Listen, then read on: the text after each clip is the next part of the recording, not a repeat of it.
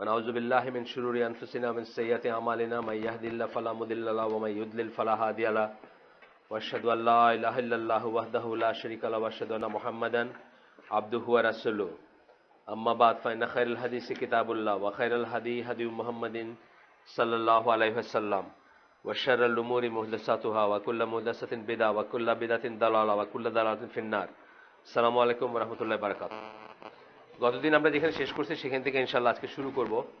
আমরা পড়তেছিলাম যে এই বইটার সম্বন্ধে বাই দিস টাইম সবাই জানেন, এখানে religious extremism in the lives of contemporary Muslim, সমকালীন মুসলিমদের জীবনে ধর্মীয় চরমপন্থা। বইটার বাংলা যদি নাম করি আমরা, এখন থেকে 22 বছর আগের বই। সেপ্টেম্বর 11-এর রিয়েকশনের লেখা বই না। এটার জন্য আমি কথাটা বলি সবসময় যে অনেকে মনে করেন যে সেপ্টেম্বর 11-এর পরে ওইটার রিয়েকশন হিসাবে মুসলিম উম্মার ভিতরে অনেক নতুন নতুন থিওরি বা অনেক চিন্তাভাবনা আসছে। এই বইটা তার ফসল না। এই বইটা গুলুফিদ্দিন বা ধর্মের চরমপন্থা, এটা কোরআনের আয়াত, মানে কোরআনের ওয়ার্ড, গুলু ওয়ার্ডটা কোরআনে আছে এবং ধর্মীয় চরমপন্থার এইটা আপনার কনসেপ্টটা 1400 বছরের, ওয়ালাইকুম সালাম, আমাদের জন্য 1400-1450 বছরের পুরানো, মানে এটা নতুন কোনো জিনিস না। এবং এটা আগেও ছিল। এটা ইসলাম এটাকে ডিনাউন্স করে, ইসলাম এটাকে মানে পরিত্যাগ করতে বলে আমাদের। এবং এটা ছোট থেকে ছোট, বড় থেকে বড় অনেক জিনিসের ব্যাপারে হতে পারে। আমাদের ওন ওয়ে অফ ডিফাইনিং চরমপন্থা আছে, নিজেদের মতো। আমরা কাফেরদের দ্বারা ডিফাইন চরমপন্থাতে আমাদের ইকে ডিফাইন করি না। যেমন ধরেন কাফের, আমি আপনাদের উদাহরণ দিচ্ছি আগেও, যে কাফেররা মনে করবে যে হুদুদ শাস্তিগুলো বোধহয় চরম একটা ব্যাপার, একটা বর্বর জিনিস বা একটা চরমপন্থা। আমরা সেটা মনে করতে পারি না। যে শাস্তিটা আল্লাহ প্রনাউন্স করছেন ওটা আমাদের জন্য শিরোধার্য। ফর এক্সাম্পল, একটা ইসলামিক স্টেটে একটা চোরের হাত কাটবে, এটা শুনতে, দেখতে, ভাবতে যত খারাপই লাগুক, এটাই ঠিক এবং এটাই আমাদের জন্য, এটা আমাদের জন্য চরমপন্থা না। ওয়ারেজ আমি আপনাদের বলি যে একটা উদাহরণ দেই, স্কলাররা দেন যে শীতের রাতে আপনার ঘরে গরম পানি আছে, তা সত্ত্বেও আপনি ঠান্ডা পানি দিয়ে আপনি অজু করলেন, থিঙ্কিং দ্যাট এতে আমার ইখলাস বাড়লো বা আমার আমি একটু বেশি সওয়াব পাইলাম। এটাকে চরমপন্থা বলেন, মানে এটাকে গুলু বলেন, বাড়াবাড়ি বলেন বা চরমপন্থা বলেন। তাহলে চরমপন্থার আমাদের ওন সেট অফ ডেফিনেশনস আছে, ওন সেট অফ আইডিয়াজ আছে। সেটার রেসপেক্টে যেগুলো চরমপন্থা, সেগুলো নিয়ে আমরা আলাপ করছি এই বইতে। এখন আমরা 403 পৃষ্ঠে আছি, অনেকদিন ধরে চলতেছে বইটা। এটার সমস্ত লেকচারগুলোর সিরিজ ওয়াইজ আপনার আমাদের ওয়েবসাইটে আছে, বা আপনারা চাইলে এখনো জোগাড় করতে পারেন। এটা বলে না, যত হালাকা হয় এখানে সবকটাই আছে। তো এখানে গতদিন আমরা যেটা পড়তেছিলাম সেটা ছিল যে ইজতেহাদ এবং তাকলিদ, এই দুইটা কথা নিয়ে আমরা অনেক পড়াশোনা করছি। সেটা সম্বন্ধে চরমপন্থীদের যে বাড়াবাড়ি, চরমপন্থী কারা বলতে যারা এই জিনিসগুলো নিয়ে একটা এক্সট্রিম পজিশনে নিয়েছেন। পার্টিকুলারলি একটা দলের কথা আমরা এখানে করতেছিলাম, যারা এখনকার দিনের যত চরমপন্থী দল আছে, ইসলামী দল আছে পৃথিবীতে, তাদের রুটটা, মডার্ন ডেজের তাদের রুটটা খুঁজলে আপনি ওইখানে পাবেন। ইজিপশিয়ান একটা দল ছিল, সেই দলটার নাম ছিল তাকফির ওয়া হিজরা। তাদের আরেকটা নাম ছিল জামাতুল মুসলিমিন।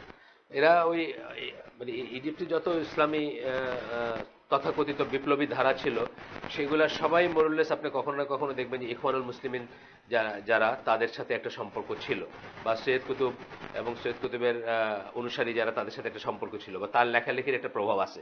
কিন্তু নট নেসেসারলি তারা সৈয়দ কুতুব যে লাইনে ছিলেন সেই লাইনেরই এমন কোনো কথা না। যেমন ধরেন বাংলাদেশে যদি জামাত ইসলামের কথা আপনি ধরেন, একটা সিমিলার দল, সিমিলার একটা গোষ্ঠী, ইসের মতো, কি নাম, ইখওয়ানুল মুসলিমিনের মতো। কিন্তু তারা কিন্তু মোটেই চরমপন্থী না। মানে বাংলাদেশের জামাত ইসলাম যারা, তারা কি, তারা, আমি মাঝে মাঝে বলি, যদি বলা উচিত না এটা, আমি মাঝে মাঝে বলি তারা এখন তিজারাপন্থী হয়ে গেছে। তিজারাপন্থীর ব্যবসা বাণিজ্য নিয়ে বেশ ভালোই আছে, এটা বলি আমি। যাই হোক, ইনসাইডার কথা, এটা বাইরে আমরা বলবো না, মানে এমনি বলি আমরা যে তারা অ্যাকচুয়ালি চরমপন্থী মোটেও না। তারা কারেক্ট করতে করতে করতে করতে তারা তো সবই দিয়ে দিচ্ছে বলতে। তারা গতবারের ওয়ার্ল্ড কাপের 10 কোটি টাকা ইসলামী ব্যাংক এই পথ সাজাইতে দিছে। এটাই কোনো চরমপন্থী দল দিবে? মানে এটাই কোনো, মানে যারা দিনের উপরে ওইভাবে শক্তভাবে ধরে রাখতে চায়, তারা কি 10 কোটি টাকা এই ক্রিকেট খেলার জন্য দিবে নাকি রাস্তায় ই করে? তো মোটেই চরমপন্থী না। কিন্তু তাদের দ্বারা উজ্জীবিত কোনো স্প্লিন্টার গ্রুপ থাকতে পারে যারা চরমপন্থী এখন, হইতে পারে না? মানে ধর্মটা শিখতে শুরু করছে তাদের কাছ থেকে, কিন্তু আলটিমেটলি তারা ওইখানে রয়ে গেছে, আর এরা কি চরম একটা দিকে চলে গেছে। ইজিপ্টে এই ব্যাপারটাই হয়েছে। ইজিপ্টের মানে ইখওয়ানুল মুসলিমকে সেন্টার করে ধরেন এই যে ইসলামিক জিহাদ, গামা ইসলামিয়া, এর নাম শুনছেন নাকি এগুলোর? ইসলামিক জিহাদ হচ্ছে যে কি নাম, আয়মান আল জাওহরির, আয়মান আল জাওহরির না, আমানা জহিরের আগের দল আর কি, ইসলামিক জিহাদ, মানে আগে সে যা করতো।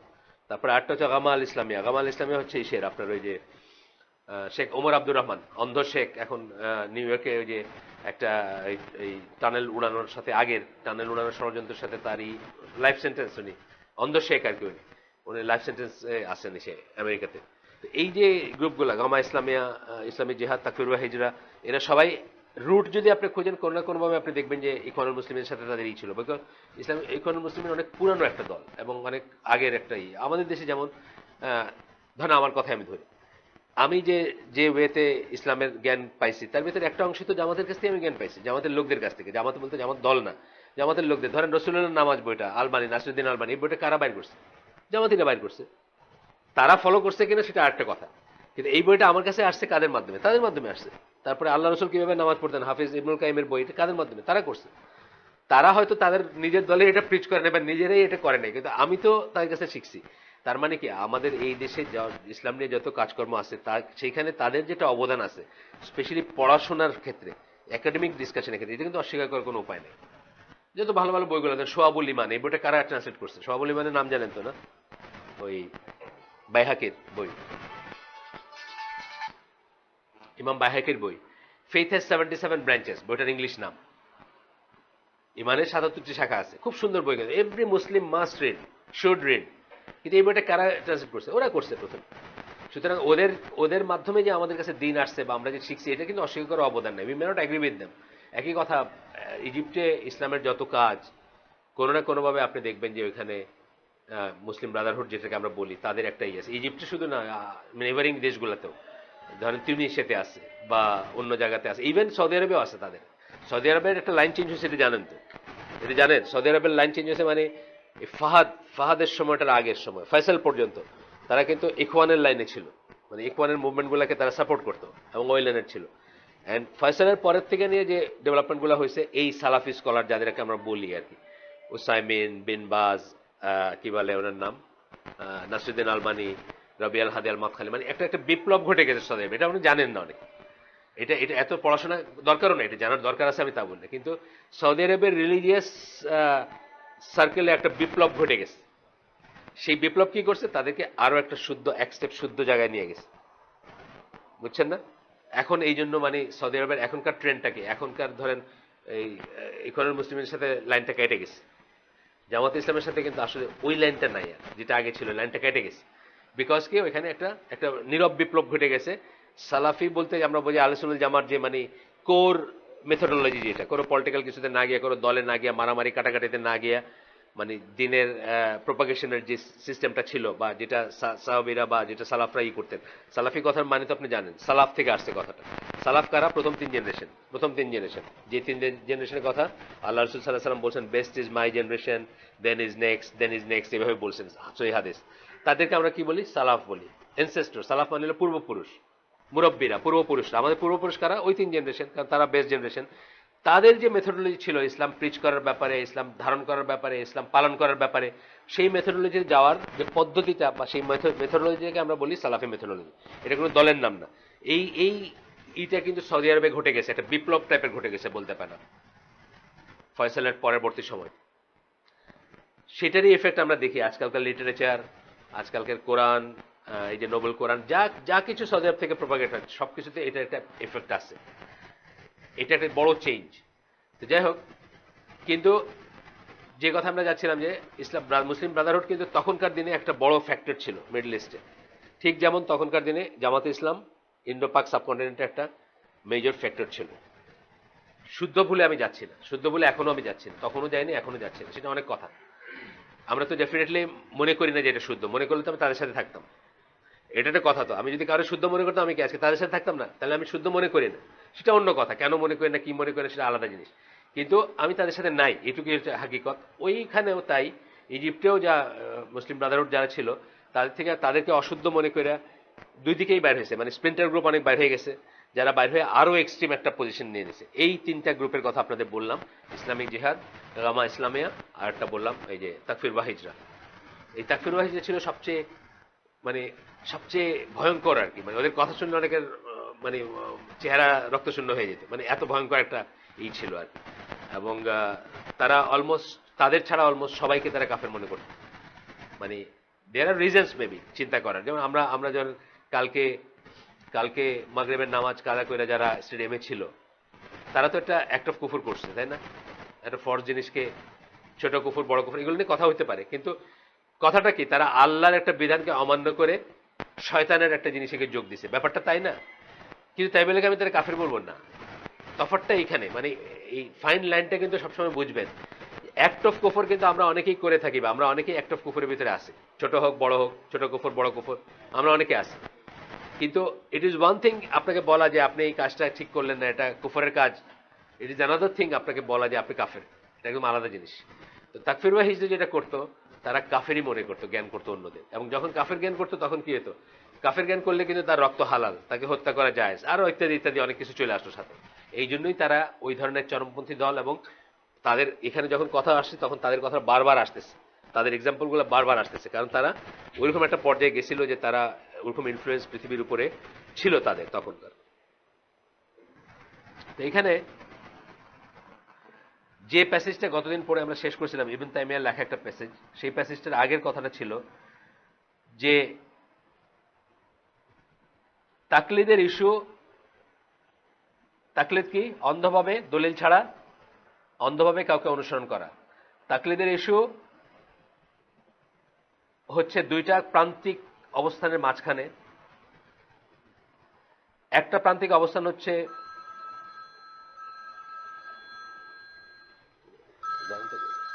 দেখেন ধরেন তো, ধরে বলেন যে হালাকায় আছে, পরে পরে কথা বলবেন। একটা প্রান্তিক অবস্থান হচ্ছে, একটা প্রান্তিক অবস্থান হচ্ছে কি, যে আপনাকে অবশ্যই মাযহাব মানতে হবে। যে বললেন আপনি মাযহাব না হইলে খাবো কেমনে, ঘুমাবো কেমনে বলছেন না, এটা হলো একটা প্রান্তিক অবস্থান। আর একটা প্রান্তিক অবস্থান হচ্ছে যে সবাই ইজতিহাদ করতে পারে। ধরছে কথা বলছেন? আচ্ছা।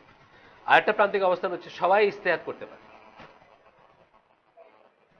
বুঝছেন তো ব্যাপারটা কি? একটা হচ্ছে আমরা আমরা ইজতিহাদ করতেই পারি না কেউ, সুতরাং আমাদের কোনো নিজস্ব ধ্যান ধারণাই থাকতে পারে না, সুতরাং আমরা অন্ধভাবে একটা মাযহাব বা মাযহাবে ইমামের পিছনে তাকলিদ করব। এটা হলো একটা প্রান্তিক অবস্থান। আর একটা প্রান্তিক অবস্থান হচ্ছে এভরিবডি, টম ডিক হ্যারি, সবাই ইজতিহাদ করতে পারে, সুতরাং আমার কোনো আলেমরে মানারই দরকার নেই, বা কোনো আলেম ফলো করার দরকার নেই, কার কাছ থেকে জ্ঞান নেওয়ারই দরকার নেই। দুইটাই প্রান্তিক অবস্থা। Truth however is between this two fringes. এইটি আমরা গতদিন পড়ছিলাম, এই প্যাসেজটা খুব সুন্দর প্যাসেজ, আপনারা পরে আরেকবার দেখবেন। এটার একটা দুইটা লাইন পড়ে আমি আজকের ইস্যু চলে যাব।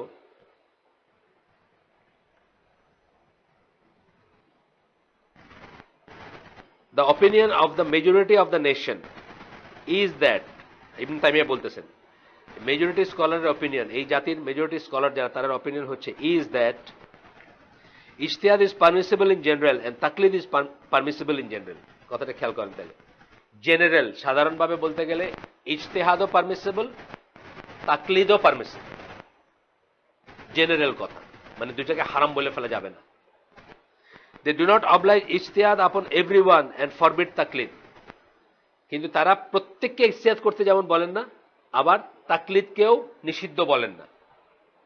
কখনো কারোর জন্য তাকলিদ করতে হইতে পারে, আর কখনো সবাই আপনি ইজতিহাদ করতেও পারেন, আপনিও। তাহলে ইজতিহাদ তারা প্রত্যেকের জন্য বলেন না, আর তাকলিদকে প্রত্যেকের জন্য নিষেধও করেন না তারা। এটা হচ্ছে তাদের অবস্থান। আহলে সুন্নাত জামাত যাদের কথা আমরা বলি, আহলে সুন্নাত জামা মানে কি, যারা আল্লাহ রসুল এবং সাহাবীরা যেই রাস্তার উপর ছিলেন সেই রাস্তার উপর যারা আছেন। আহলে সুন্নাত জামা বলতে কোনো দল না, বাংলাদেশে একটা গোষ্ঠীর নাম আহলে সুন্নাত জামা, আমরা সেটার কথা বলতেছি না। আমরা বলতেছি একটা জেনেরিক নেমে আমরা ডাকতেছি কাদেরকে, আল্লাহ রসুলের সাহাবী এবং আল্লাহ রসুল যে পথের উপর ছিলেন সেই পথের মানুষকে। এইটা আল্লাহ রসুলের জীবদ্দশায় ছিল আল জামাত বা জামাতুল মুসলিমিন। তখন তো সকল মুসলমান ওই জামাতের মেম্বার ছিলেন, আমার সকল মেম্বার একটা জামাতের আন্ডারে ঐক্যবদ্ধ ছিলেন। আজকে সেটা নাই। এই জন্য হাফিজ আল কি বাশার আল আসাদের সাথে আমার তফাৎ কোথায়?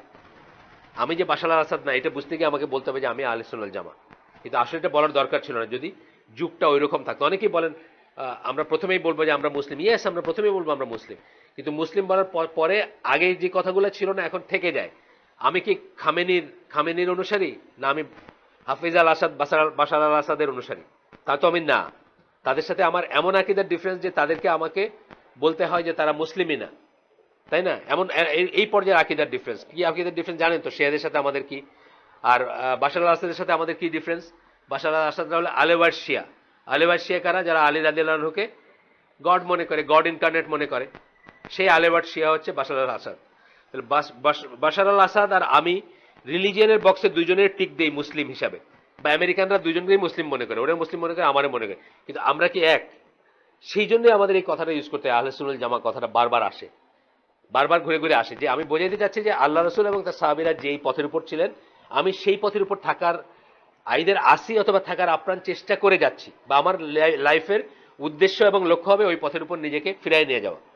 এই জন্য এটা বলতেছি। কিন্তু আজকে যদি রাসূল সাল্লাল্লাহু আলাইহি ওয়াসাল্লামের সময়টা থাকতো, বা ইভেন তার পরবর্তী সময় থাকতো, আমি শুধু বলতাম আমি মুসলিম, শেষ, আর কিছু বলার দরকার ছিল না। কারণ তখন হাফিজ আল আসাদ আর বাশার আল আসাদের সৃষ্টি হয় নাই, আমার সাথে তার আকাশ পাতাল তফাৎ হয় নাই, কারণ সবাই আমরা তখন নিজেদেরকে শুধুমাত্র মুসলিম বলতাম।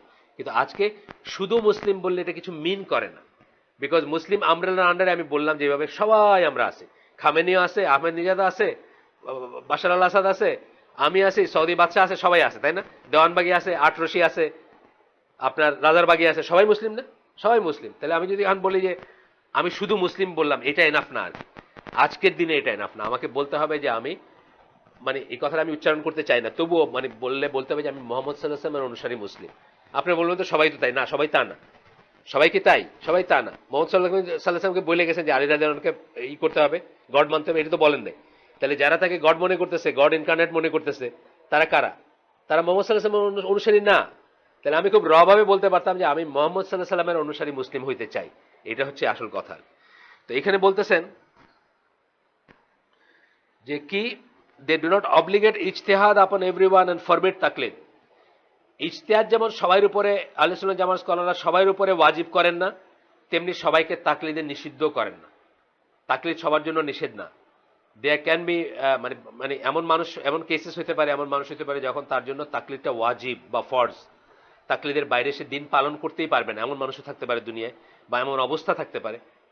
কিন্তু মাযহাবের তাকলিদ একটা কথা, আর এইটা, এই তাকলিদ বলতে আমি অন্য একটা জিনিস বোঝাচ্ছি। এটা বোঝাচ্ছে যে একজন স্কলারের কাছে আপনি গিয়ে বললেন যে হুজুর আমি তো কিচ্ছু জানি না, আমি তো বাংলা পড়তে জানি না, অ্যারাবিক পড়তে জানি না, ইংলিশ পড়তে জানি না, কিছুই জানি না, আমি দুনিয়ার সম্বন্ধে কোনো খবরই রাখি না, কিন্তু আমি বুঝছি যে আমি আমার আল্লাহর দিন পালন করতে হবে, আমি কিভাবে নামাজ পড়বো আমাকে বলে দেন তো, আল্লাহ কিভাবে বলছেন নামাজ পড়তে। তখন আপনাকে সেই স্কলার বা গ্রামের মসজিদের ইমাম হোক বা যেই হোক, তার ভিসিনিটিতে যে সবচেয়ে ক্লাস সম্পন্ন আলেম, সে বলে দিল যে আপনি এইভাবে নামাজ পড়বেন।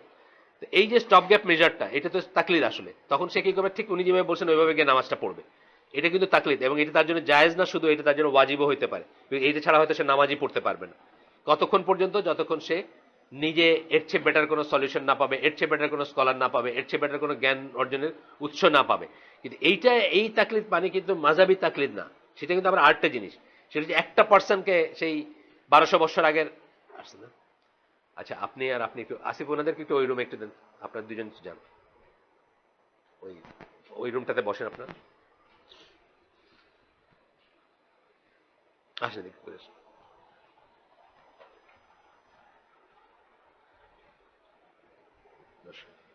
একটু পানি খাওয়ান না আমার প্লিজ। এরপরে বলতেছেন, ইবনে তাইমিয়ার প্যাসেজ পড়তেছি আমরা, আর একটু পড়ে নেই আমরা। ইজতিহাদ is permissible for the one who has the ability to make ইজতিহাদ, while তাকলিদ is permissible for the one who is not able to make ইজতিহাদ। দেখেন কত সুন্দর কথা। ইজতিহাদ এমন সকলের জন্য পারমিসিবল যে ইজতিহাদ করতে পারে। যাকে ইজতিহাদ মানে কি? ইন্ডিপেন্ডেন্টলি কোরআন হাদিস পড়ে রুলিং বের করা, নিজে নিজে কোরআন হাদিস পড়ে রুলিং বের করা, এটা হলো ইজতিহাদ। তাহলে ইজতিহাদ এমন সকল ব্যক্তির জন্য পারমিসিবল যে ইজতিহাদ করার যার ক্যাপাবিলিটি আছে, আর এমন সকল ব্যক্তির জন্য তাকলিদ পারমিসিবল যার ইজতিহাদ করার ক্যাপাবিলিটি নাই। কত সুন্দর কথা। মানে বড় বড় স্কলারদের একটা সাধারণ কথা কত সুন্দর করে বলেন তারা। However, it is permissible for the one who has the ability to make ijtihad to make, is it, প্রশ্ন করতেছেন, however is it permissible for the one, ইবনে তাইমিয়া প্রশ্ন করতেছেন, যার ইজতিহাদ করার ক্ষমতা আছে তার কি তাকলিদ করা পারমিসিবল? এখানে বলবেন যে ডিফারেন্স অফ অপিনিয়ন আছে, বেশিরভাগের মতে এটা পারমিসিবল না। বেশিরভাগের মতে এটা পারমিসিবল না। কারণ ধরেন আমাদের আবু বকর জাকারিয়া ভাই কালকে যিনি এখানে হালাকা করবেন ইনশাল্লাহ, উনি কি মদিনার পিএইচডি, আকীদার উপর পিএইচডি। এখন উনি যদি ভক্তির আতিশায্যে বলেন যে দেওয়ানবাগি যা বলছে এটাই ঠিক, আমার এর উপর কোনো কথা নেই, এটা তার জন্য পারমিসেবল হবে না। কারণ ওনার নিজস্ব ছিল দলিলগুলাকে তাহকিক করার, তাহকিক যেটাকে বলি, গবেষণা করার, সত্য মিথ্যা যাচাই করার।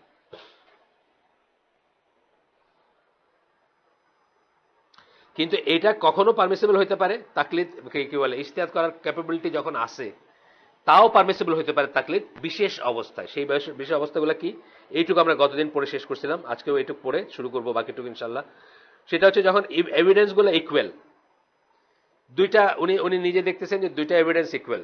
আবু বকর জাকারিয়া ভাই মদিনার পিএইচডি, উনি দেখতেছেন যে উনি যে দুইটা এভিডেন্স পাচ্ছেন দুইটা ইকুয়াল। তখন উনি চিন্তা করলেন যে আমার টিচার হচ্ছে বাকার আবু জায়েদ, উনি কি বলছেন আমি এটা আপাতত ফলো করব, কারণ আমার কাছে বাকি আমি যে নিজে যে ডিসিশনে দিক যাচ্ছি, যে গবেষণা করতেছিলাম, আমার মনে হচ্ছে যে এইটা এবং এইটার দুইটার পক্ষে ইকুয়াল যুক্তি আছে। আমি এখন কি করবো, আচ্ছা আমার ওস্তাদ আমার চেয়ে অনেক বড় স্কলার ছিলেন, উনি যেটা করছেন আপাতত আমি এটা ফলো করি, till I can find out more আর কি। এরকম এরকম জায়গায় মানে permissible when he does not have the same time, when he does not have the time to make ijtihad। একটা সময় হতে পারে ইজতিহাদ করার কোনো সময় নাই তখন। ধরেন আপনি হজের মাঠে আপনার তখনই একটা ফিক দরকার, হজের মাঠে একটা ফিক দরকার, হজের সময়টা কতদূর, ধরেন হজের দিনটা কতদূর পর্যন্ত, সূর্যাস্ত পর্যন্ত, কিন্তু আপনার কোনো একটা ফিক দরকার যেটা সূর্যাস্তের আগেই জানা দরকার। এখন আপনার বইটা ঘাটার সময় না, আপনি বইটা নিয়েও যান নাই, আপনি ওইখান থেকে একটা মোবাইল আছে ফোন করলেন, বাকার আবু জায়েদ বাইচে আছেন, ধরেন নাই উনি মারা গেছেন রহিমাহুল্লাহ, যাই হোক থিওরিটিক্যালি বলতেছি, আবু বকর জাকারিয়া ভাই তখন ওনার ফোন করে বলেন ইয়া উস্তাদ আমি এটাতে কি করব, টাইম নাই ওনার, এটা এখানে পারমিসিবল। আর একটা পারমিসিবল কি, or when the evidences concerning the issue are not manifest to him, অথবা কোন একটা এভিডেন্স দলিলটা ম্যানিফেস্ট না, ম্যানিফেস্ট মানে এভিডেন্ট না, মানে পরিষ্কার না, বা খালি চোখে উনি দেখতেছেন না যে এখানে এখানে কোথায় এইটাতে কোথায় দলিলটা আছে, মানে উনি পৌঁছেছেন একটা কিছুতে কিন্তু ওনার কাছে তাও মনে হচ্ছে যে দলিলটা স্পষ্ট না, এরকম জায়গায় এছাড়া পারমিটেড না, মানে এছাড়া আপনি অন্ধভাবে কারো করবেন সেটা পারমিটেড না। এখন আমরা যাচ্ছি ফিরে আমাদের আজকের যে এটা আমরা একটু করে করছি, একটু করে আগে আলাপ করছিলাম। শুকরি মুস্তফা তাকফির বা হিজরার আমির তৎকালীন, উনি বলতেছেন he was of the opinion that the members of the Muslim society are all to be declared disbelievers due to their taqlid, and that it is a must that each one of them make ijtihad। তাকফির ওয়া হিজরার আমির আপনারা জানেন, modern ডেজের চরমপন্থা বা extremist group যদি আমরা বলি, এই সূত্রপাতটা ওইখান থেকে, তাকফির ওয়া হিজরা থেকে। ইজিপশিয়ান জামাতুল মুসলিমিন যেটা ছিল ওই নামে, আরেকটা নাম ছিল তাকফির ওয়া হিজরা, সেটার আমির যিনি মনে করেন যে মুসলিম সোসাইটির সবাইকে কাফের ডিক্লেয়ার করতে হবে ডিউ টু দেয়ার তাকলিদ, মানে যে কেউ তাকলিদ করবে মুসলিম সোসাইটিতে তাকেই ডিসবিলিভার বা কাফের ডিক্লেয়ার করতে হবে। And that is a must that each one of them make ইজতিহাদ, এবং প্রত্যেকের ইজতিহাদ করা উচিত। আমাদের এতদিনের যে জ্ঞান, এটা খুব চরম একটা অবস্থান না? কারণ ইজতিহাদ করার জন্য আপনার এবিলিটি লাগবে ইজতিহাদ করা, কোরআন হাদিসকে দলিল হিসাবে। ধরেন যে লোক আরবি জানে না, প্রশ্ন ওঠে না তার ইজতিহাদ করা, মানে ইজতিহাদের মিনিং আমরা কি বলছি, যে আপনার কোরআন সুন্নাহকে পড়ে নিজে নিজে ডেরাইভ করতে পারবেন, এই ক্যাপাবিলিটিটা হচ্ছে ইজতিহাদের প্রথম মিনিং। এছাড়া ধরেন আপনি আপনার লিমিটেড স্কেলে আপনি ইজতিহাদ করতে পারেন, আরবি না জানলেও করতে পারেন। ধরেন আপনি দুইটা ট্রান্সলেটেড লিটারেচারই পড়তেছেন, কথার কথা, আপনার এমন একটা সমস্যা আসছে যে এখন আপনাকে ডিসাইড করতে হবে যে এই দুইটার কোনটা ঠিক, আপনি আরবি জানেন না, কিন্তু দুইটাই ধরেন, একটা ওসাইমিন মোহাম্মদ বিন সালেহ আল ওসাইমিনের ফতোয়া, একটা আব্দুল আজিজ বিন বাজের ফতোয়া, দুইটা ফতোয়াই আপনার সামনে আছে, আপনি তো মুশকিলে পড়ে গেছেন যে আমি এখন কি করব, আশেপাশে কোনো স্কলার নাই, থার্ড কোনো কেউ নাই যাকে আপনি জিজ্ঞেস করবেন, তখন আপনাকে কি করতে হবে, স্টপ গ্যাপ হিসাবে ওইখান থেকে আপনাকে দলিলটা নিতে হবে, নিয়ে একটা ডিসিশনে যেতে হবে। যেমন এই ধরনের একটা ক্লাসিক এক্সাম্পল হচ্ছে অজুর ব্যাপারে বিসমিল্লাহ বলা, বাথরুমে বলা যাবে কি যাবে না।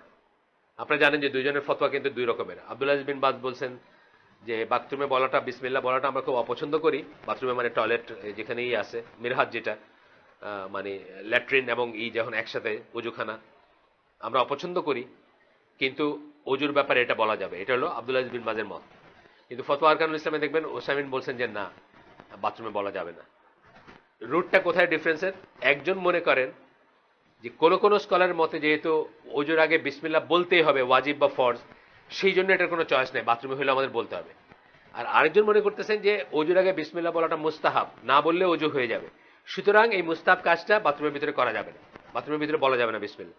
তো এই যে দুইটা এভিডেন্স দিলাম আমি একই কথার উপরে, দুইজন বড় স্কলার, যারা দুইজনের ভিতরে আসলে কোনো কম্প্যারিজন আমরা করতে পারবো না যে কার চেয়ে কে বড় কাজ অনুযায়ী, কিন্তু আমার কাছে এই দুইটা, আমার একসময় এই প্রবলেমটা জাগছে, এবং ধরেন আজকের আসরের নামাজের আগে আমাকে ডিসাইড করতে হবে ওয়েদার আই ক্যান আটার বিসমিল্লাহ inside the toilet or not.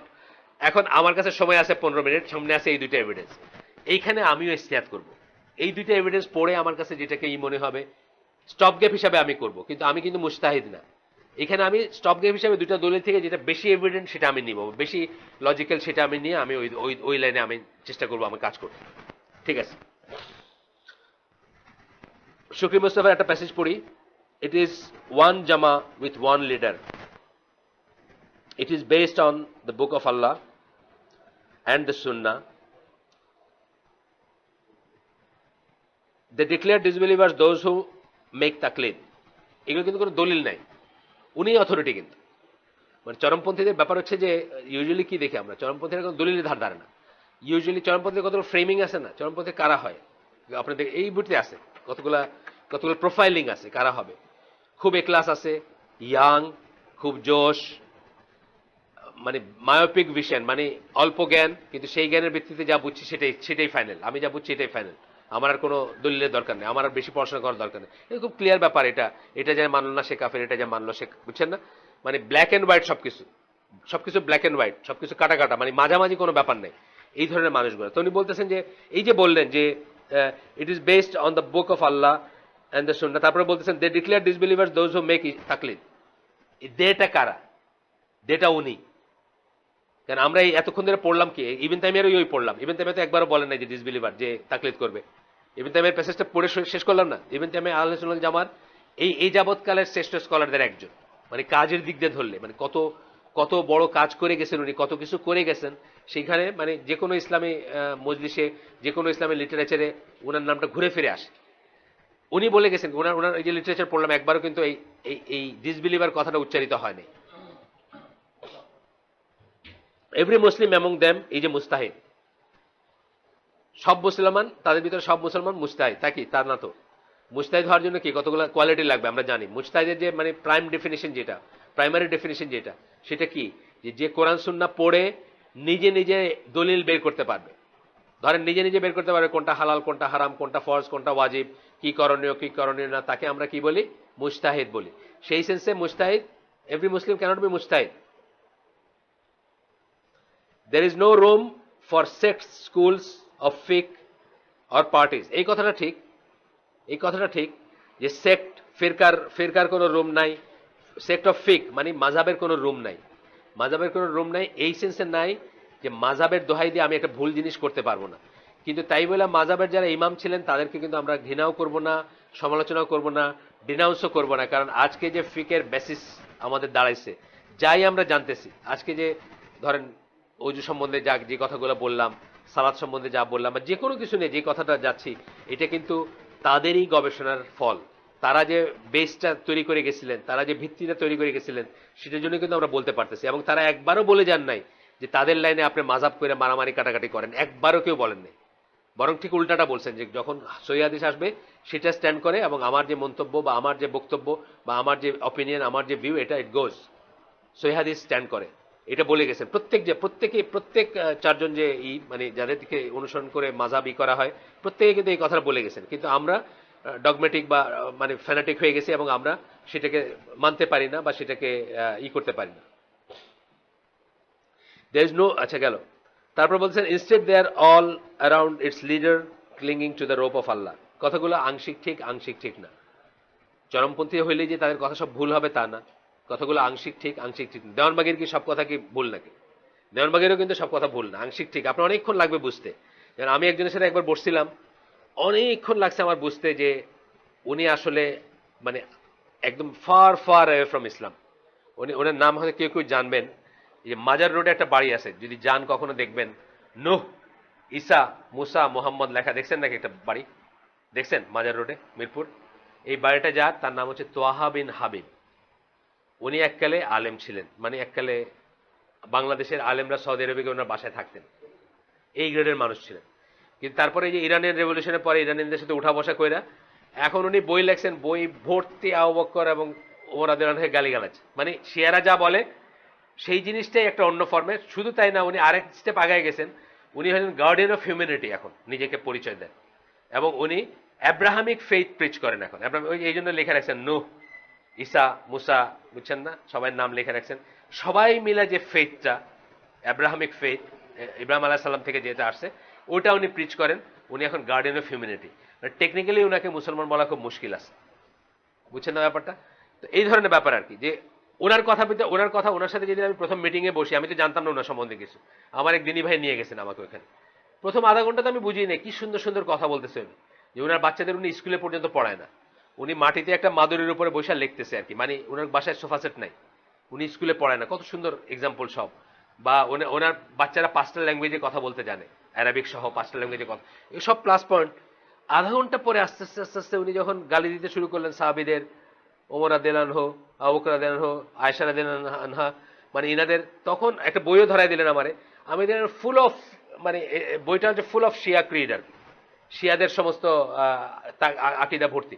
এখন এই লোকটাও তো কিছু কথা কারেক্ট বলতেছে, প্রত্যেক মানুষই কিছু কথা কারেক্ট বলে। আপনি খ্রিস্টানদের দেখবেন কিছু কথা কারেক্ট আছে না? জান্নাত জাহান্নাম কিন্তু ওরা এক ধরনের করে বিশ্বাস করে, ওরাও বিশ্বাস করে যে আল্লাহ উপরে আছেন, তার মানে কিন্তু বাকিটুক ঠিক তা না। কিছু মিল পাইলে আমরা ঝাঁপ দিব না, এটা আমরা বলি না যে আপনি কোন একটা জিনিসের সত্যাসত্য বিচার করতে সিমিলারিটিটা নেবেন না, ডিসিমিলারিটি দিয়ে আপনি সত্যাসত্য বিচার করবেন। এই হালাকে বলছি না অনেকদিন, যেমন আমরা বলছি যে কি ডিএনএ লেভেলে কলার সাথে আপনার 50% মিল আছে। একটা মানুষের ডিএনএ আর কলার ডিএনএ তে 50% জিনিস common, that doesn't make you a কলা। আবার ইসে আপনার এই যে সুমো রেসলার যারা আছে, সুমো রেসলার দেখছেন না, এরকম করে এত মোটা পেটটা এইভাবে আলগে দিতে হয়, তার সাথে ক্যাটওয়ার্কের মডেল, ক্যাটওয়ার্কে যে মডেলরা থাকে সুপার মডেল, তাদের 99% মিল ডিএনএ লেভেলে, কিন্তু ওই 1% ডিফারেন্সের জন্য একজন সুমো আর একজন সুপার মডেল।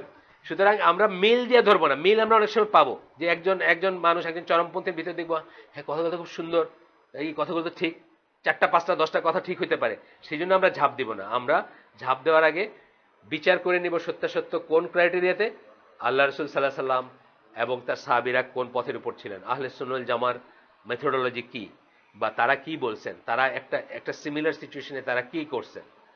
যেমন একটা উদাহরণ আমি দেই প্রায়, যে আজকে আমাদের দেশে অনেক দল বা মুসলিম উম্মতে অনেক দল আছে যারা বলবে যে আপনি তাদের, অথবা তাদের না হোক কারো বায়াত নেন নাই মানে আপনি ফিনিশড, আপনার আর কোনো আশা ভরসা নাই, মানে আপনি জাহিলিয়াতের মৃত্যু, আপনার বায়াত নেন নাই, কারো বায়াতের রশি নাই আপনার গলায়। এটা কিন্তু খুব কমন একটা স্বীকার করার, ফলোয়ার স্বীকার করার আর কি, ফিশিং যেটা আমরা বলি, মানে দলের লোক বেড়ানোর জন্য এটা কিন্তু খুব মক্ষম একটা অস্ত্র। আমাকে যখন প্রথম বলছে আমি তো ঘায়ল হয়ে গেছি, আমার জ্ঞান ছিল না। আমি সাথে সাথে মৌলানারে জিজ্ঞেস করছি যে এটা কি ব্যাপার, বলে না না না, এটা তো আল জামাতের জন্য প্রযোজ্য। আল জামাত মানে দি জামাত, একটা জামাত যখন থাকবে একজন আমির মুসলিম উম্মার, তার প্রতি আনুগত্য যা থাকবে না তার জাহিলিয়াতের মৃত্যু, ইয়েস। কিন্তু তা না হইলে, সেই অবস্থা যদি না থাকে, আব্দুল্লাহ ইবনে ওমরের মতো মানুষও বায়াতবিহীন এবং আনুগত্যবিহীন অবস্থায় এক যুগ কাটাইছেন। যখন আলী রাদিয়াল্লাহু আনহু এবং মুয়াবিয়া রাদিয়াল্লাহু আনহুর ভিতরে সমস্যা চলতেছিল, আব্দুল্লাহ ইবনে ওমর কারো বায়াত নেন নাই। কেন নেন নাই? উনি নিজে বাই হিজ ওন রাইট উনি একজন স্কলার ছিলেন, উনি একজন মুস্তাহিদ ছিলেন। উনি বুঝছেন যে দুইজন আমিরের ভিতরে একজনের নেওয়া যায় না, মুসলিম উম্মার আমির একজন হইতে হবে। উনি কখন বায়াত নিছেন? যখন হাসান রাদিয়াল্লাহু আনহু আলী রাদিয়াল্লাহু আনহুর মৃত্যুর পরে 6 মাসের মাথায় মুয়াবিয়া রাদিয়াল্লাহু আনহুর কাছে বায়াত নিয়ে তার হাতে খেলাফতের ক্লেম সারেন্ডার করে গোটা মুসলিম উম্মাহ আবার became United under one Aamir and one আমিরুল মুমিনিন মুয়াবিয়া রাদিয়াল্লাহু আনহু, তখন কিন্তু আব্দুল্লাহ ইবনে ওমর তার কাছে বায়াত নিছেন।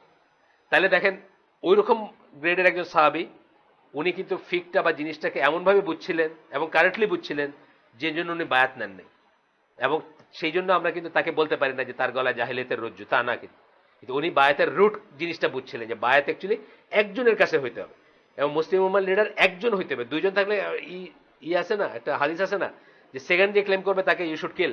একজন থাকবে, দুইজন সেকেন্ড যে গজাবে, একজন আমির থাকা অবস্থায় আরেকজন যে ক্লেম করে তাকে। তো এই জন্য বুঝতে হবে যে মানে তারা জিনিসগুলো বুঝতেন এবং তারা জিনিসগুলোকে ওইভাবে বুঝতেন, যে মানে কারেক্ট পার্সপেক্টিভে বুঝতেন। কিন্তু আজকে আমরা যাদের কথা পড়তেছি, এই যে শুকরি মুস্তফার যে প্যাসেজটা পড়লাম, এর কিছু অংশ ঠিক মনে হবে, সেই কিছু অংশের জন্য আমরা বাকি অংশের মানে তাদের ইসে ঝাঁপ দেব না।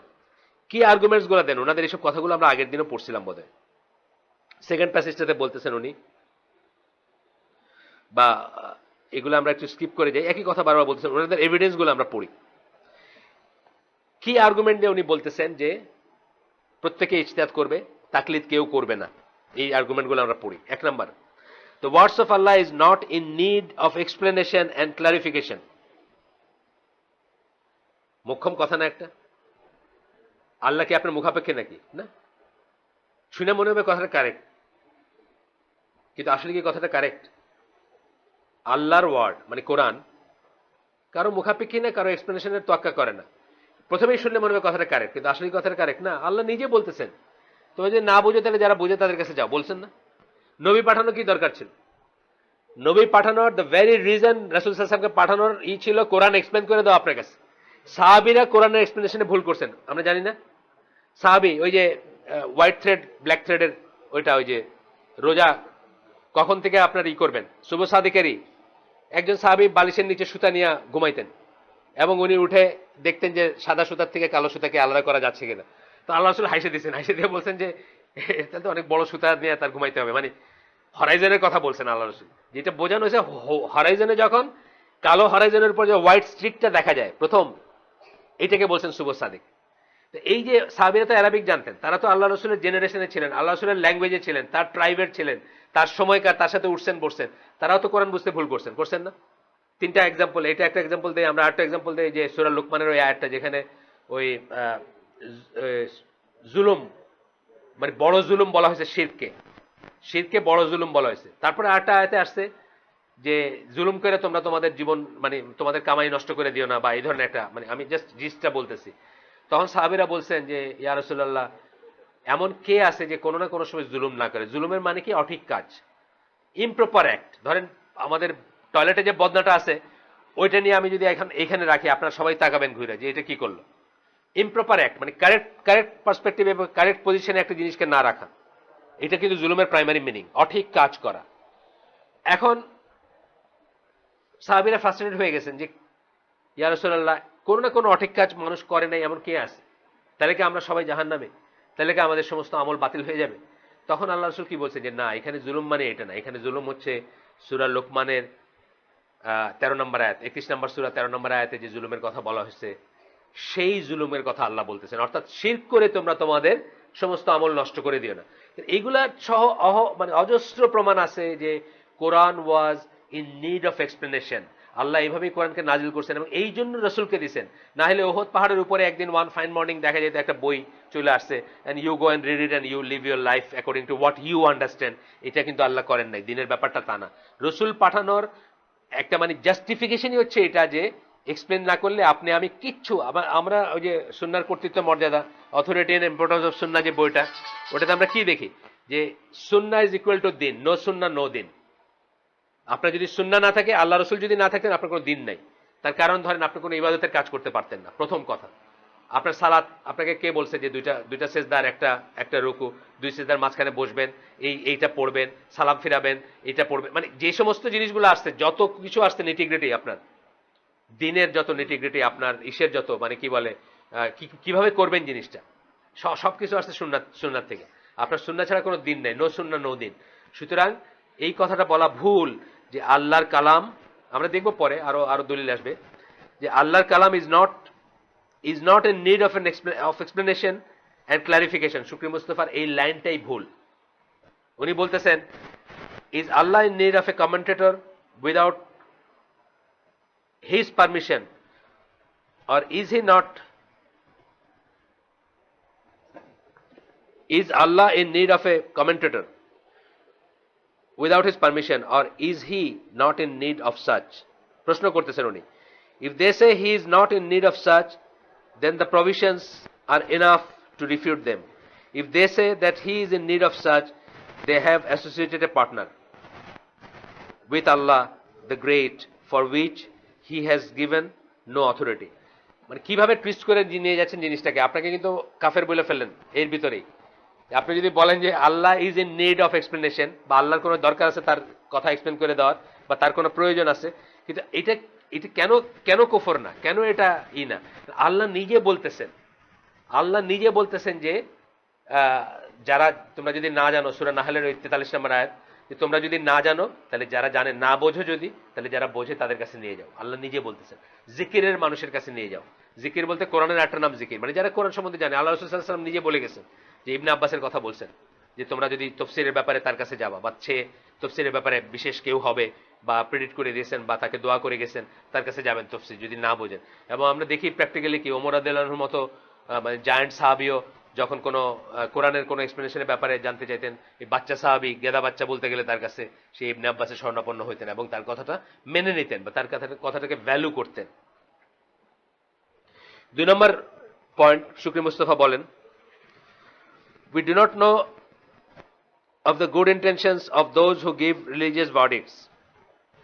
এখন আরেকটা লাইনে যাচ্ছেন, যে যারা ফতোয়া দেয় তাদের ভিতরের ইন্টেনশনটা আমরা জানি না। হ্যাঁ, কখনো কখনো স্বার্থান্বেষী মানুষ ফতোয়া দিতে পারে, কারো একজনের স্বার্থ করতে দিতে পারে।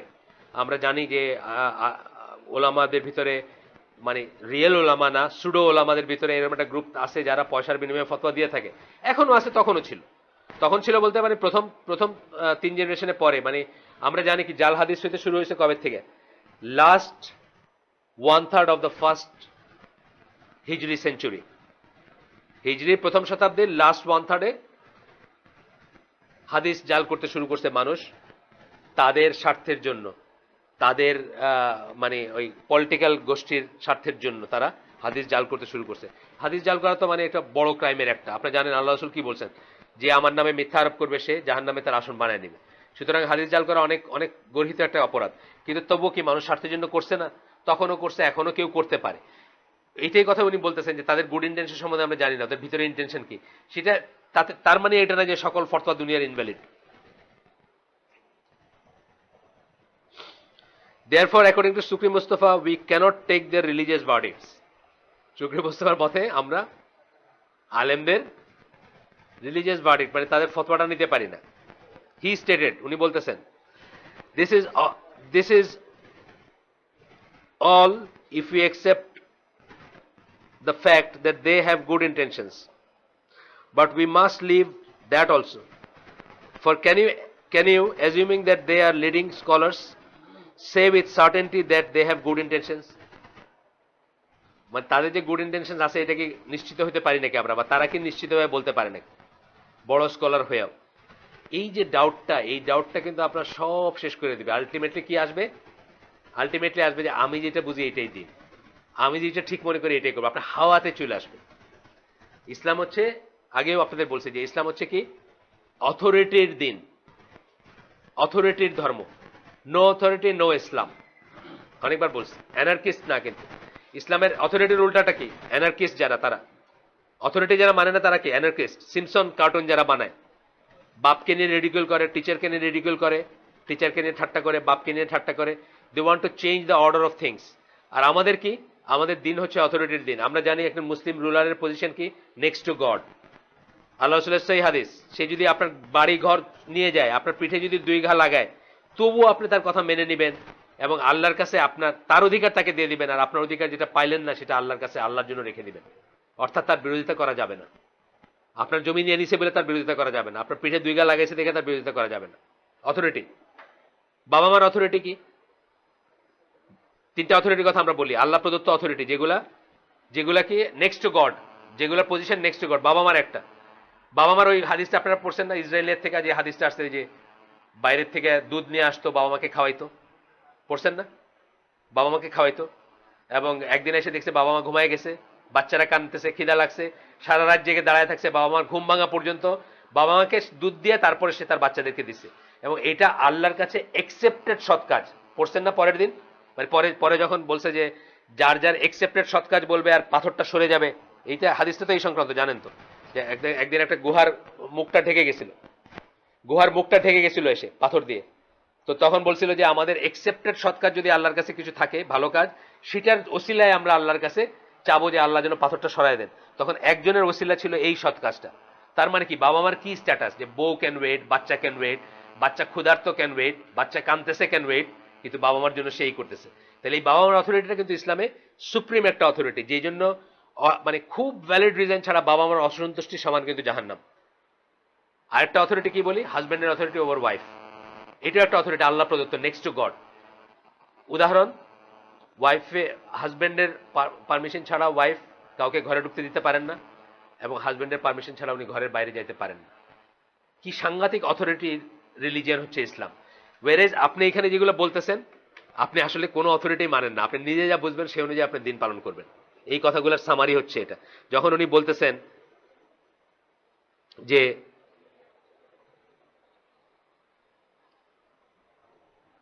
if they say with certainty that they have good intentions, they প্রথমে বলতেছেন যে অ্যাজিউম করা আর কি, for can you assuming that they are leading scholars say with certainty that they have good intentions. আপনাকে জিজ্ঞেস করতেছে, আপনি কি বলতে পারেন যে আলবানির গুড ইন্টেনশন ছিল? আপনি কি বলতে পারেন বিনবাস বা ওসাইমেনের গুড ইন্টেনশন ছিল? এটা শেষ কোথায়? আনলেস আপনি খালি আপনারটাই মানবেন, আর কারো গুড ইন্টেনশন সম্বন্ধে, তাই না? ইভেন নিজেরটা নিয়ে আপনি শিওর না। মানুষ তো, মানুষের সেলফ আইডেন্টিটি নাই কিন্তু, এটা জানেন তো? এটা জানেন? একটা ইকুয়েশন বলে দিই আপনাদের, মানে এটা আমার ইকুয়েশন না, এটা হচ্ছে সাইকোলজির যারা মানে কি বলবো গুরু তাদের। God is to self identity, গডকে ডিফাইন করতেছেন না, বলছে একমাত্র আল্লাহ তার নিজেকে চিনেন। Man is to self consciousness, মানুষ নিজেকে চিনে না, কিন্তু মানুষ নিজের সম্বন্ধে কনসিয়াস মানে কি, আমার ব্যথা লাগে, আমার আমি সেলফ, আমার সেলফ সম্বন্ধে আমি কনসিয়াস, আমি রিয়েলাইজ করি যে আমার একটা সেলফ আছে, আমার সেলফটা এইটা পছন্দ করে, এটা অপছন্দ করে, কিন্তু আমি আইডেন্টিফাই করতে পারি না। অর্থাৎ আমার সেলফকে আমি পুরোপুরি চিনি না। মানুষ কিন্তু নিজেকে পুরোপুরি চিনি। অনেক সময় দেখবেন যে আপনি সারা জীবন ধরেন গ্রিন পছন্দ করেন, হঠাৎ একদিন ইউ অপ্ট ফর রেড, কেন করছেন আপনি জানেন না, তাই না? আপনি সারা জীবন গ্রিন পছন্দ করছেন, কিন্তু আপনি খুব ভালো একটা কিছু কিনতে গিয়ে, ধরেন আপনার গাড়ি কিনতে গিয়ে আপনি রেড একটা গাড়ি কিনে ফেলেন, এন্ড আপনি ডিফেন্ড করতে পারেন না যে কেন আমি এড করলাম, এটা কিন্তু আপনি জানেন না। কোথাও আপনি অনেক কষ্ট করে বাইর করতে হবে যে কেন করছেন এটা। মানুষ সেলফ কনসিয়াস, আর animal is to consciousness of object. Animal কি, একটা গরু, তার দিকে আপনার তেড়ে গেলে আপনি অবজেক্ট হিসাবে আপনাকে দেখে সে, কিন্তু সে নিজের সম্বন্ধে আবার কনসিয়াস না। গরু নিজের সম্বন্ধে কনসিয়াস হলে যেন আপনি তার গায়ে আপনি মাঞ্জা দিয়া তারে ধুইতেছেন কালকে কোরবানি দিতে, সে বুঝতো না যে একটা something is going to happen, বুঝছেন না? সে কিন্তু এটা বুঝে না, সে এটা বুঝে না, মানে তার সেলফ কনসিয়াসনেসটুকু নাই। তো যাই হোক, এটা একটা ইকুয়েশন। তো আমরা আসলে নিজের হাওয়ার উপর কি আমরা ডিপেন্ড করতে পারি? নিজের জাজমেন্ট, যে আমার জাজমেন্টে যেটা ঠিক মনে হবে আমি ওটা নিব, এটার কথা কিন্তু মিনিং সেটা যে আমি পড়াশোনা করব, আমি ইজতিহাদ করব, আমি কোরআন পড়বো, আমি হাদিস পড়বো, তারপরে আমি এনামুল হকের যেটা মনে হলে এটাই আমি ঠিক করবো এবং এইটাই আমি করে যাবো। My wife will do something, I will do something. এটা দেখা গেছে যে ঢাকা শহরে আপনার ওই যে যারা একদিনে ঈদ করা নিয়ে ফিতনা তৈরি করছে, বহু ফ্যামিলি আমরা চিনি, ওয়াইফ একদিন করতেছে, হাজব্যান্ড একদিন করতেছে, ওয়াইফ ফোন করছে, হাজব্যান্ড ফোন করছে, দুইজন দুই ফোনে, কি ব্যাপার এনাম ভাই, এটা কেমন, এটা এরকম এরকম। আচ্ছা, ওয়াইফ কনভিন্স যে ঈদ উম্মার সাথে একদিনে করতে, মানে ঈদের সাথে একদিনে করতে হবে দেশের সাথে, আরেকজন কনভিন্স যে আমি সৌদি আরবের সাথে করতে হবে, বাস দুইজন একই বাসায়, 2 দিন সিমাই, 2 দিন হালুয়া চলতেছে, বুঝছেন না? 2 দিন ঈদ চলতেছে। এটা হবে যখন আপনি নিজের উপরে মনে করবেন যে আমি এটা বুঝি, এটাই ঠিক, ওইটা অনুযায়ী আমি কাজ করব। Shukri Mustafa, next point.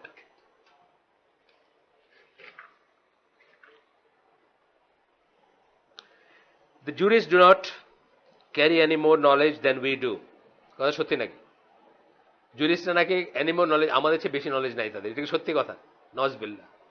আমি দেখি বাংলাদেশে লক্ষ লক্ষ লক্ষ মানুষ আছেন যাদেরকে আমি মনে করি আমার চেয়ে বেশি নলেজ আছে তাদের, একজন দুজন না, লক্ষ লক্ষ লক্ষ মানুষ আছে, হয়তো একটা ফিল্ডে না হোক, একটা ফিল্ডে। বলতেছে the jurists do not carry any more knowledge than we do. The jurist has an understanding that is particular to him and which we are not in need of.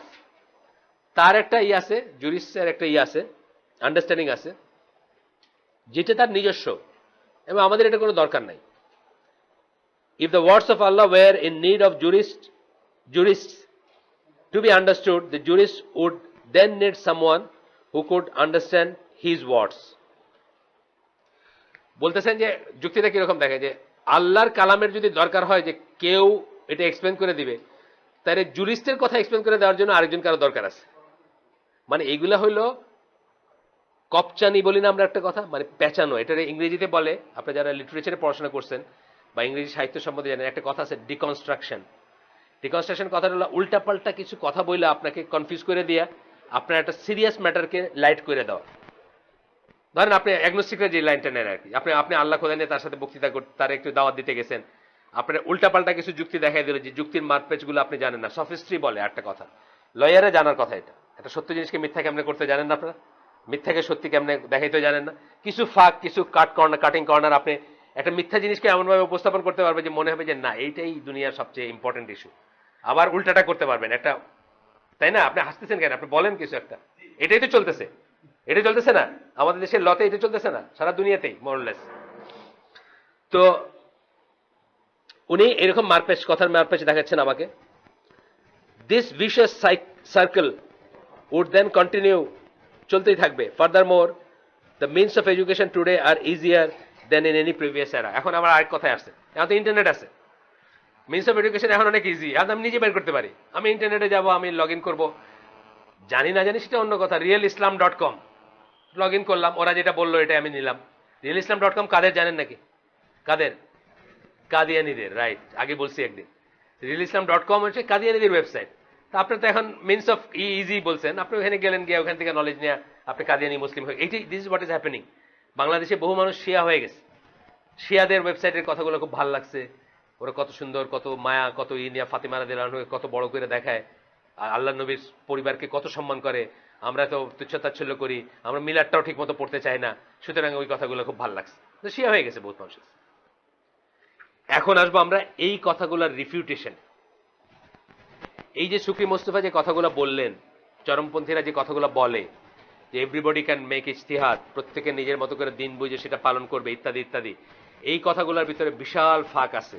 সেই ফাঁকগুলো স্কলাররা না দেখাইলে আমরা হয়তো একটা সময়ে পরাজিত হয়ে যাব, বা আমরা হয়তো উইল গিভ ইন, যেটাকে বলি, আমরা হয়তো সেটার কাছে সারেন্ডার করব, আমরা হয়তো, বুঝছেন না, আমরা তো এইভাবেই চরমপন্থী হইছি না আমরা?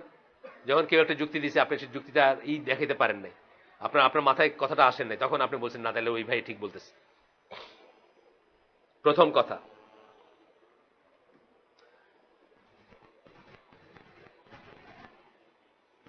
the generality of the verses they use, যে ভার্সগুলো ইউজ করছে তারা, কি ভার্স ইউজ করছে একটু আগে, আমরা সেই ভার্সগুলো আজকে আর পড়ি নাই, যে যে আয়াতগুলা দিয়ে তারা করেন আপনাকে বলেন, যেমন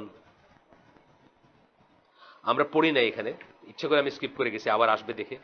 সূরা নিসার 82 নম্বর আয়াত, আল্লাহ বলতেছেন, do they not consider the Quran with care, তারা কি কোরআনটাকে বিবেচনা করে না, দেখে না, চিন্তা করে না, কন্টেমপ্লেট করে না?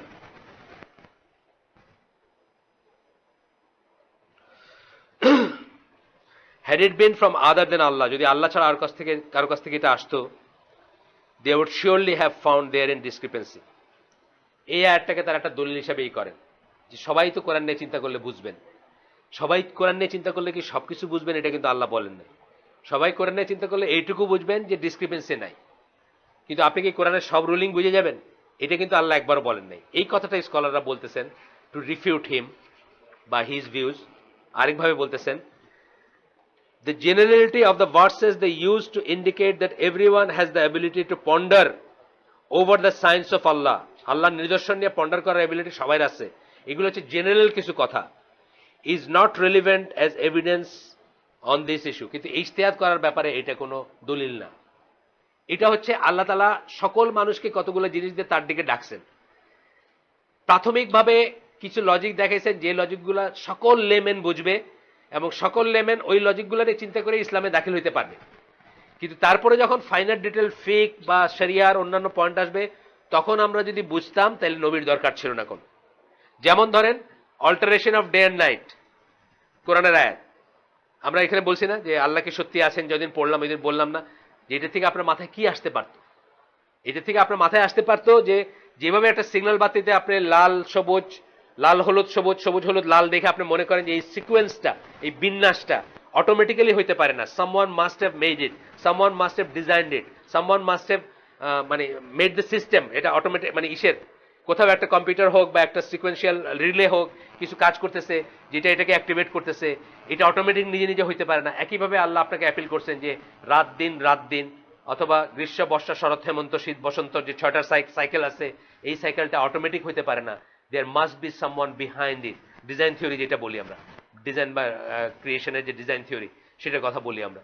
এইটা দিয়ে আল্লাহ আপনাকে প্রাথমিকভাবে অ্যাপিল করছেন। ডাজ নট মিন যে আপনি কোরআনের প্রত্যেকটা আয়াতকে বুঝবেন আপনি, এবং বুঝে ওইখান থেকে আপনি মুস্তাহিদ হয়ে যাবেন, ইজতিহাদ করবেন, দলিল বের করবেন, বুঝছেন না, শরিয়া বের করবেন, রুলিং বের করবেন। এটা আল্লাহ বলেন না। আল্লাহ জেনারেল ভাবে বলছেন যে আপনি পন্ডার করলে বুঝতেন যে এটা তো অনেকে বাচন ভঙ্গি দিয়ে বোঝে। এটার জন্য আপনার কোরআন পড়ার ওইভাবে দরকার নেই। আপনি খালিদ বিন ওয়ালিদের আপনার কথা বলছি না, খালিদ বিন ওয়ালিদের এই কি ছিল, মানে উনি মুসলমান হলেন কিভাবে? জাস্ট রিসাইটেশন শুনে বলছেন যে তোমরা যাই বলে এটা এই দুনিয়ার কিছু না। উনি কিন্তু এক্সপ্লেনও করতে পারবেন না উনি কেন বুঝছেন এটা। ওনাকে যদি আপনি জিজ্ঞেস করেন উনি হয়তো এক্সপ্লেন করতে পারবেন না যে ওনার মনে কি হয়েছিল, কি মনে হয় ওনার মনে হয়েছিল যে এটা এই দুনিয়ার কিছু না, কিন্তু ওনার তো মনে হয়েছিল। তো এটার জন্য কি ওনার কোরআনের প্রত্যেকটা আয়াত বুঝতে হয়েছিল বা বোঝার ক্যাপাবিলিটি ছিল, এটা ছিল না। আমরা তো দেখি যে ওমর রাদিয়াল্লাহু মতো সাহাবীর প্রত্যেকটা আয়াত বোঝারই নাই। উনি বলছেন না যে একটা আয়াত সম্বন্ধে, একটা শব্দ সম্বন্ধে বলছেন যে তোমার ওমরের সবকিছু জানতে হবে এমন কোনো কথা নেই, নিজেকে বলতেছেন। এরা মানে বুঝলাম না বলে আবার আমি দরকার হলে আপনাদের দলিলটা দিতে পারবো অন্যদিন, মানে গল্পটা নিয়ে আসা। বুঝতেছেন না বোঝা, আবার নিজেকে বলতেছেন যে তোমার সবকিছু বুঝতে হবে এমন কোনো কথা নেই। এটাই হচ্ছে কারেক্ট লাইন। আমার সবকিছু বুঝতে হবে এমন কোনো কথা নেই, প্রত্যেকে আলিম হবে এমন কোনো কথা নেই, প্রত্যেকে মুস্তাহিদ হবে এমন কোনো কথা নেই। তবে সাধ্যমতো চেষ্টা করে যাব। ইয়েস, সাধ্যমতো দিনের জ্ঞান অবশ্যই চেষ্টা করব, মিনিমামটুকু অবশ্যই চেষ্টা করব। মিনিমাম কদ্দূর? উসুল সালাসা, যেটা কবরে যে 3টা কোয়েশ্চেন আপনাকে জিজ্ঞেস করা হবে, সেই 3টা কোয়েশ্চেন কাফের, মুশরিক, রিকশাওয়ালা, প্রেসিডেন্ট সবাইকে জিজ্ঞেস করা হবে। মিনিমাম ওইটা হলো ফরজ। মিনিমাম ওই ওই ওই জ্ঞানটুকু, ওই নলেজটুকু আমাদের অ্যাকোয়ার করা হচ্ছে আমাদের জন্য ইন্ডিভিজুয়ালি ফরজ সবার উপরে। এটা জেনে জেনে আমরা মৃত্যুবরণ করি, কবরে যে 3টা কোয়েশ্চেনের আনসার করা। কিন্তু তার মানে এটা না যে ধরেন আমি একটা ফাইনার ফিক, ধরেন ইসলামী ব্যাংক যে লোনটা, বা ইসলামী ব্যাংকে আমি যে মুদারাবা অ্যাকাউন্টে রাখি, ওখানে যে 4 পয়সা জমা হয় বছরের শেষে, এটা নেওয়া আমার জন্য জায়েজ কি না জায়েজ, এটা বিতর্ক আছে না। এই ফাইনাল ফিক আমার জানার দরকার নেই, আমাকে সে ডিমান্ডও করা হয়নি, বা আমার এই ক্যাপাবিলিটিও নাই, তাই না? এই জন্য কি করি আমরা, শরিয়ার পিএইচডিদের কাছে বসে বসে জিজ্ঞেস করি, প্রশ্ন উত্তর জিজ্ঞেস করি না, সারাক্ষণ জিজ্ঞেস করি। ওটা বাদ দেন, এই যে সেমিনারটা যেটা নিয়ে হবে, আজকের দিনে আপনি আপনার বাপ মাকে কিভাবে সার্ভ করবেন? আপনি কি তাদের হোমে পাঠাই দিবেন, নাকি চাকর বাকরে হাতে রাখবেন, নাকি ভার্চুয়াল হোম, নিজের ঘরের ভিতরে ভার্চুয়াল হোম তৈরি করবেন? খাওয়া দাওয়া দিলে টাকা পয়সা কেন ভাই, খাওয়া দাওয়া, বউ বাপ মা আছে যারা খাওয়া দাওয়ার দরকার নেই, তারা কিনে খাইতে পারে, আপনার দরকার নেই, তো কি আপনি তাদের কাছে রেখে যাবেন? মানে এই সমস্ত জিনিসগুলা আমরা একজন স্কলারের কাছে শুনবো। আমাদের হাওয়া যেটা বলে সেটা নিব না, আমাদের মনে যেটা বলে সেটা নিব না, আমরা একজন স্কলারের কাছে ফিরে যাব। কারণ এখানে দুই পক্ষে বা দুই সাইডে আপনি দেখবেন ফাইনাল যুক্তি আছে। আমি আপনাকে বললাম যে একটা মেয়ের রাইট আছে, সে আলাদা সংসার করতে পারে। আলাদা সংসার মানে তার নিজস্ব একটা স্পেস থাকবে, তার একটা কিচেন থাকতে পারে, তার পর্দা যাতে ব্যাহত না হয় এরকম একটা জায়গা থাকতে পারে। ডাজ ইট মিন যে সে সাথে সাথে হাজব্যান্ডকে নিয়ে আরেক শহরে চলে যাবে বা আরেকটা বাসায় চলে যাবে?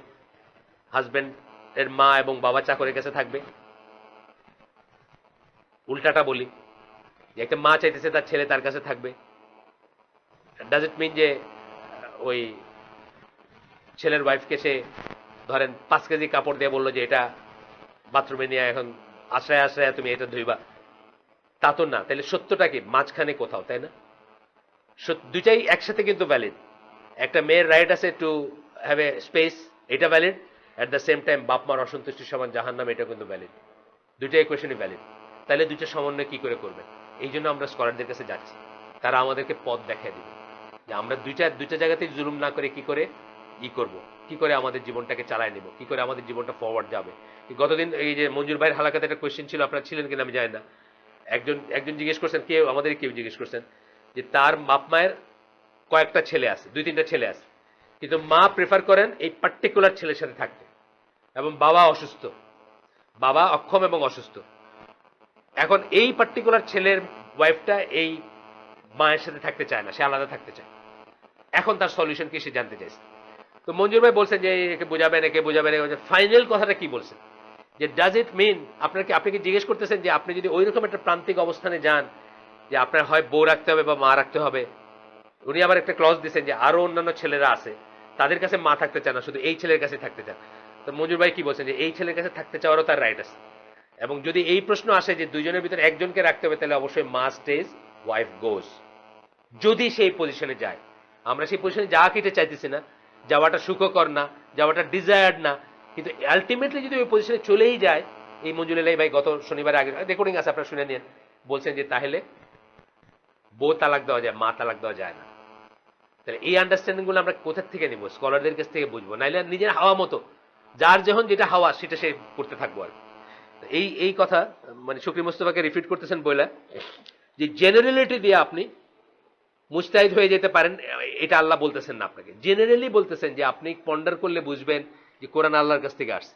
কিন্তু কাফের মরিস বুকাইলে বুঝছে, কাফের মরিস বুকাইলে বুঝছে না, ও বলছে যে কোরআনে আমি একটাও আনসাইন্টিফিক ওয়ার্ড পাই নাই। সেও বুঝছে, সে একজন কাফের হয়ে বুঝছে, আরো অনেক মানুষ বুঝে, তাতে কি হয়েছে? তার মানে এটা না যে তারা মুস্তাহিদ হয়ে গেছে। মরিস বুকাইলে আজকে যদি ফতোয়া দেয় আর বিনবাজ ফতোয়া দেয়, আপনি কোনটা নেবেন? মরিস বুকাইলটা নেবেন না, প্রশ্নই ওঠে না। সে বুঝছে দেখে তারটা নেবেন, প্রশ্নই ওঠে না। এরপরে বলতেছেন কি, they are stated concerning pondering over the signs of Allah, that is contemplate them and understand them. Contemplate করার জন্য, or time, sorry, আমাদের সরি আমি খেয়াল করে নেই, একটু দেরিতে শুরু হয়েছে, আমার ভাই খেয়াল করাই দিয়েছেন আসিফ। আমাদের হালাকার সময়টা আসলে 11:15 শার্প আমরা শেষ করতে চাই, আরো আগে 11:30 থেকে শুরু করি ঘড়ির দিকে তাকানো। তো আজকের জন্য এখানে থাক, ইনশাআল্লাহ এই পয়েন্ট থেকে নিয়ে অনওয়ার্ড আমরা নেক্সট দিন পড়বো। সুবহানাকা আল্লাহুম্মা বিহামদিকা আশহাদু আল্লা ইলাহা ইল্লা আনতা আস্তাগফিরুকা ওয়া আতুবু ইলাইক। যদি ভুল কিছু শুনে থাকেন, সম্পূর্ণ দায় দায়িত্ব আমার এবং শয়তানের, আর শুদ্ধ কিছু শুনে থাকলে সমস্ত প্রশংসা আল্লাহর। আমাদের আজকে ট্রান্সপোর্ট